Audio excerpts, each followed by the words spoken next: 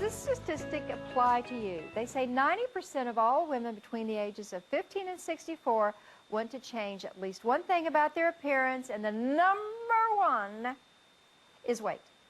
So my next guest can definitely relate to all this. For most of her life, she had, in her own words, zero body issues. But then a typical holiday weight gain led the star of the successful sitcom Reba to take the notion of dropping, just a few pounds to an extreme. Let's take a look at Scarlett at work on the set Reba.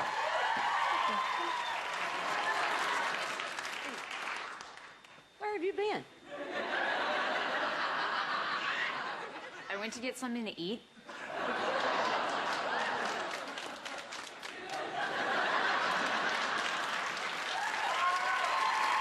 Here she is on our set, Scarlett Pomers.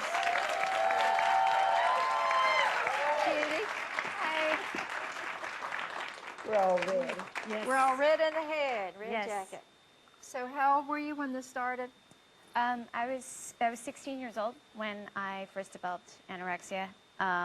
Basically what happened was, like you said, I actually had pretty much zero body issues before I got sick. I didn't have a weird relationship with food, and my family wasn't weird around food or anything like that. But, I just kind of gained a little bit of weight around Christmas time because of, everybody does it. And like most women, I just kind of wanted to get rid of those few extra pounds. But, it became something where, at the same time that was going on, I was kind of having, relationship issues. The show was ending for the season. And, I'm also a musician, and I've been working on my album, but I was working with producers that weren't really listening to what I wanted and where I wanted to take my music.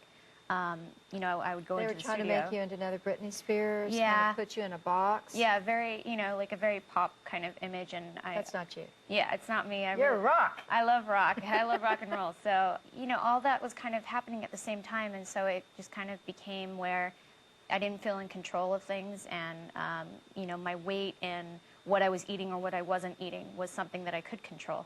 And it eventually it didn't even matter what I looked like anymore. It was more about the fear of gaining back the weight. And, I think for a lot of people that's how it starts. It's just, trying to shed a few pounds, or they go on a diet, or they try to start eating healthier, and eventually it just kind of spirals out of control.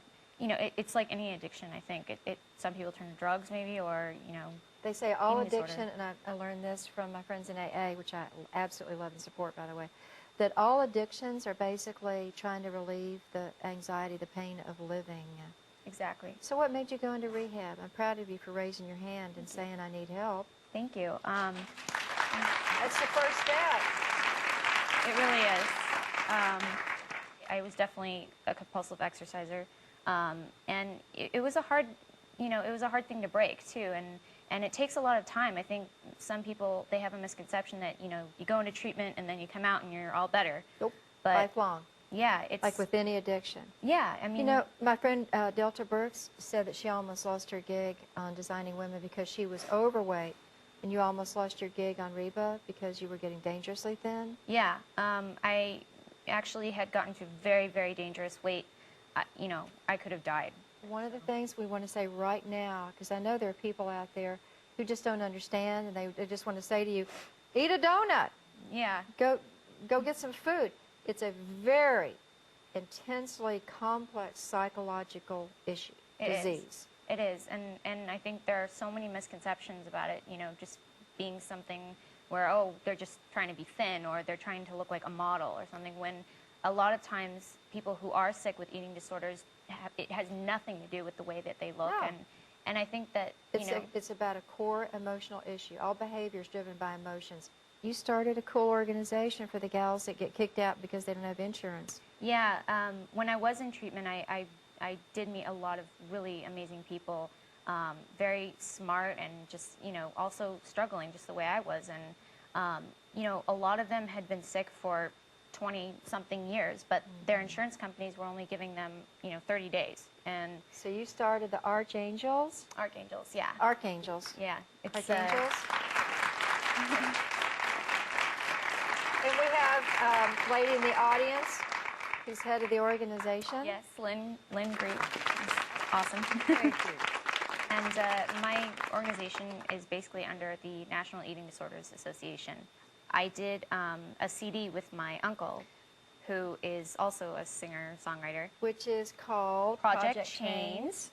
And we have one of my singles on there and one of his singles, and then also there is a duet we did of the Fleetwood Mac song, The Chain. And the proceeds from the CD go to Archangels. So. Excellent.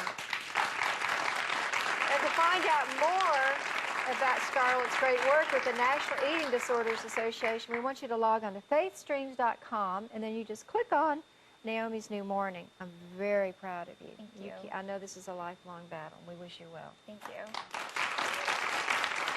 And up next, so many of us struggle with poor body image because we're comparing ourselves to others. So when we come back, we're going to have some fashion tips for you, no matter what size you are. So come on back.